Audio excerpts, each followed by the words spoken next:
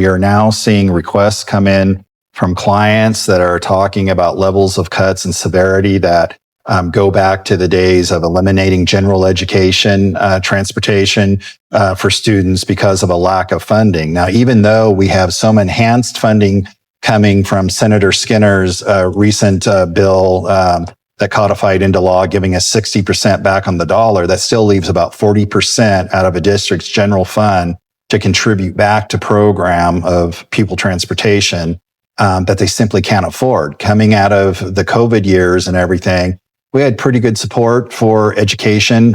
Some of that was one-time monies.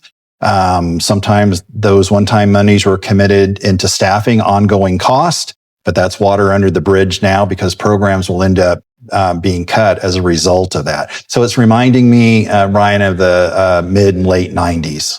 Most states do not have a funding formula. The state I'm with, the average district gets about 31 to 37% back from the state in their operation costs. So before we're making a profit, we have at least about 60, 70, 80% of our budgets that are contributed by general funds. So right there opens the door wide for entrepreneurial opportunity. Both panelists shared that their budgets now have become dependent upon external revenue coming in to offset their budgets for transportation. As I transitioned from the organization, Poway was looking to bring in about $1.3 million to offset a $10 million transportation budget, of which we were getting only about $8 million from the state. I collaborated through a JPA with fuel purchase and would negotiate that,